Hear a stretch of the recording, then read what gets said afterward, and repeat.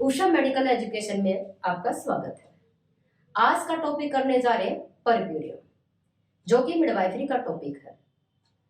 क्या होता है परप्यूरियम? बेबी एंड प्लेसेंटा के डिलीवरी के बाद से जो 42 दिन तक का समय होता है, वहां पर रिप्रोडक्टिव ऑर्गन अपनी प्रीग्रेव्ड स्टेज में आते हैं, उसे हम परप्यूरियम कहते हैं। इसको हम इन्वोल्यूशन पीरियड या पोस्टपार्टम पीरियड भी कह सकते हैं। परप्यूरियम को 3 भागों में क्लासिफाई किया गया है। नंबर 1 है इमीडिएट परप्यूरियम। इमीडिएट मीन्स तुरंत, यानी विद इन 24 आवर्स के अंदर हम मदर और जो न्यूबॉर्न है उसके वाइटल साइन को रिकॉर्ड करते हैं। वाइटल साइन में BP, TPR, temperature, pulse, respiration और साथ साथ में ब्लीडिंग को भी नोट किया जाता है। 4 घंटे तक मदर को यूरिन पास करने के लिए कहते हैं। यदि नहीं आता तो हम किसी तरीके से यूरिन को पास करवाते हैं, क्योंकि यहाँ पर ये इंडिकेटर देता ये समय पीपीएच का होता है और मदर की काफी हद तक इस समय में डेथ हो जाती है यदि हम इग्नोर करते हैं तो यहाँ ब्लीडिंग को देखना बहुत जरूरी है, यूरिन को पास कराना बहुत जरूरी है। दूसरा है early puerperium. Early puerperium 24 hours से लेकर 1 वीक तक का समय होता है। इसमें क्या देखा जाता है? इसमें यूट्रस, वेजाइना और cervix fastly revert to back pre pregnant stage.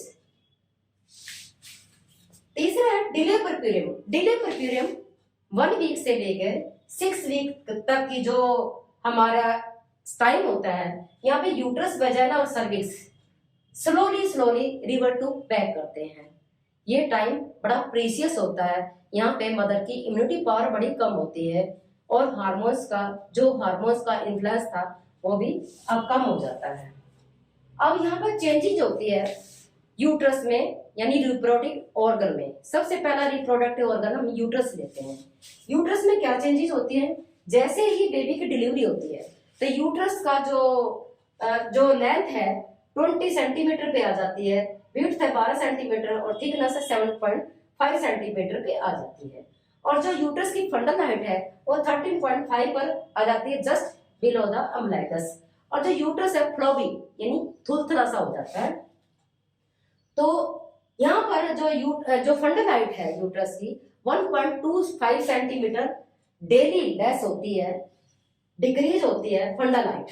और वेट जैसे ही मतलब मदर के टर्म पे वेट होता है यूट्रस का 1000 ग्राम्स, वो 1 वीक में 500 ग्राम और 4 वीक में 100 ग्राम तक आ जाता है, प्री प्रेग्नेंट स्टेज में आ जाता है। दूसरा सर्विक्स है। सर्विक्स में यदि हम देखें, सर्विक्स एक गोल पार्ट होता है हमारा। जब डिलीवरी हो जाती है जो एक्सटर्नल और इंटरनल 2 ओस होती हैं। एक्सटर्नल ओस जैसे 2-3 दिन डिलीवरी हो जाते हैं, यदि हम यदि हम 2 फिंगर को डाल के देखते हैं, इजीली चली जाती है क्योंकि हार्मोन्स का इन्फ्लुएंस होता है। और लेकिन जैसे ही हफ्ते के बाद यदि हम फिंगर डालने की कोशिश करते हैं तो एक्सटर्नल सर्विक्स है क्लोज होनी चालू हो जाती है और जो टिप है, ऊपर की टिप है, केवल वो टच हो पाती है और अंदर कुछ भी नहीं जा पाता। जैसे सर्विक्स हमारी गोल होती है, ये सर्विक्स है। जो नॉन प्रेग्नेंट यूट्रस होता है तो टिप के टाइप थोड़ा सा खुला होता है, लेकिन जैसे एक डिलीवरी हो जाती है, मल्टी डिलीवरी सिस्टम में मदर आ जाती है तो उसकी सर्विक्स कैसी हो जाती है?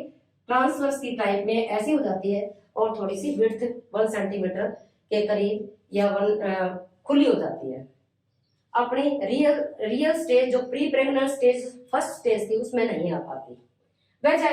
वेजाइना के जो मसल्स है, स्ट्रेचिंग, कॉन्ट्रैक्शन, रिलैक्सेशन की वजह से थोड़ी विड्थ हो जाती है, रिलैक्सेशन यानी लेग्स पड़ी होती है, लेकिन वो रियल टर्म में 4 से 8 वीक की प्रेगनेंसी जो हमारी टाइम हो जाता है, परप्यूरियम टाइम हो जाता है, उसमें रियल टर्म में वापसी आ जाती है। ब्रेस्ट का क्या होता है? यहाँ पे लैक्टेशन, लेट डाउन रिफ्लेक्स होता है मदर को, यानी प्रोलैक्टिन हार्मोन का इन्फ्लुएंस होता है।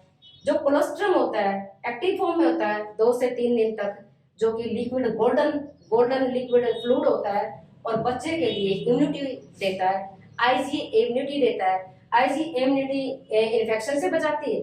जो आईजीएम इम्यूनिटी है, जो इंटेस्टाइन का नॉर्मल फ्लोरा होता है जिसमें बैक्टीरिया नहीं बने होते, अब यहाँ पे बैक्टीरिया पनपने लग जाते हैं जो आईजीएम की इसमें उपस्थिति में।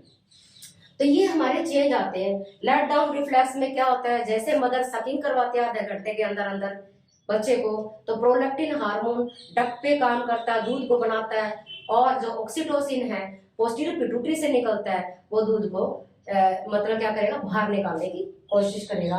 तो जितना सकिंग बच्चा करता है उतना ही मतलब दूध ज्यादा आता है। और मदर को यहाँ एक दिन में 500 से 700 ml के करीब जो मिल्क है सक्रिएट होना, ब्रेस्ट मिल्क सक्रिएट होना चालू हो जाता है।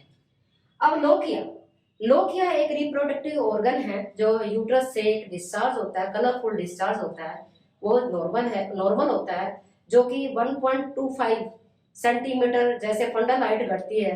तो इसका मतलब लोकिया हमारा सही से होता है तभी घटती है। लोकिया, लोकिया कैसा होता है, लोकिया एल्कलाइन पीएच होता है जिसका फीसी स्मेल होती है, और 250 ml के करीब 5 से 6 दिन तक सक्रिएट होता है, और कलरफुल डिस्चार्ज है। कैसे, जैसे लोकिया रुब्रा, लोकिया रुब्रा 1 से 4 दिन तक होता है जिसका रेड कलर होता है। क्यों होता है रेड कलर, क्योंकि जो प्लेसेंटल साइट होती है, जो प्लेसेंटल साइट है वो हथेली के टाइप कॉन्ट्रैक्शन और रिलैक्सेशन होने से जो कैपिलरीज है वो कॉन्ट्रैक्ट हो जाती हैं, लेकिन फिर भी थोड़ी थोड़ी ऊजिंग हो जाती है, तो उससे आरबीसी है, यानी आरबीसी का मतलब रेड कलर, रेड कलर में जो ब्लड की ऊजिंग है वो होता है। और डेसिडुआ जो नेक्रोस हो जाती है, जो प्रेगनेंसी की लेयर होती है, यूट्रस की लेयर होती है, डेसिडुआ नेक्रोस होके वो बाहर निकलती है, फिटल मेम्ब्रेन बाहर निकलती है, लेनुगोन काफी सारी चीजें होती है वो बाहर निकलती है 1 से 4 दिन तक की, जो नॉर्मल रेड कलर में आती है। लोकिया सिरोसा 5 से 9 दिन तक का समय होता है, इसमें येलो और पिंक कलर का डिस्चार्ज होता है। आरबीसी इसमें बहुत कम होते हैं, आरबीसी कम होते हैं, लेकिन डब्ल्यूबीसी की मात्रा बहुत ज्यादा होती है। माइक्रो ऑर्गेनिज्म होते हैं, लेनिंगो होते हैं, ये 5 से 9 दिन तक डिस्चार्ज थ्रू वेजाइना होता है। लोकिया एल्बा 10 से 15 दिन तक होता है, जो कि व्हाइट कलर का डिस्चार्ज होता है, इसमें डब्ल्यूबीसी है, ज्यादातर होते हैं माइक्रो ऑर्गेनिज्म होते हैं। यदि ये लोकिया नॉर्मल स्थिति में चलता रहता है, ये नॉर्मल है बिल्कुल ही, यदि ये मान लो वेजाइना से फाउल स्मेल, जैसे ये डिस्चार्ज हमारा भारी मात्रा में होने लग जाए, गाढ़े कलर का होने लग जाए, फाउल स्मेल यूट्रस में मतलब नीचे से आने लग जाए, तो इसका मतलब लोकिया ठीक से नहीं है, ये इंडिकेट करता है। और लोकिया जो परप्यूरियम प्रॉब्लम हो जाती है मदर को, और परप्यूरियल सेप्सिस में मदर चली जाती है, उस टाइम में इलाज कराना बहुत जरूरी है, क्योंकि यदि हम इलाज नहीं कराएंगे तो मदर की यहाँ पे परप्यूरल साइकोसिस में भी जा सकती है। परप्यूरल सेप्सिस, सेप्सिस का मतलब है बैक्टीरिया ब्लड में चले जाते हैं, जिसकी वजह से बहुत ज्यादा मदर को नुकसान हो सकता है। तो ये ऐसी हमें परप्यूरियम में जो 42 दिन तक का समय होता है, प्री प्रेग्नेंट स्टेज में सारे जो रिप्रोडक्टिव ऑर्गन्स के सेल टिश्यू है वो वापसी आते हैं। तो हमें यहाँ पे मदर में इम्यूनिटी कम होती है, बच्चे में इम्यूनिटी कम होती है, तो बच्चे को भी ब्रेस्ट फीडिंग के को ज्यादा से ज्यादा पिलाया जाता है, ताकि बच्चे में इम्यूनिटी ज्यादा से ज्यादा मिल सके मदर से। और मदर मिल्क यदि बच्चा ज्यादा पीता तो उसको काफी सारी ऐसी बीमारियों से छुटकारा रहता है, और एडवांटेज भी बहुत ज्यादा है मदर को भी और बच्चे को भी। ये परप्यूरियम पीरियड आपको कैसा लगा, ये परप्यूरियम का टॉपिक आपको कैसा लगा? यदि अच्छा लगा तो शेयर कीजिए और लाइक कीजिए और सब्सक्राइब कीजिए, ताकि आने वाली अगली वीडियो आपको तुरंत प्रभाव से आपके मोबाइल पे आ सके। नमस्कार।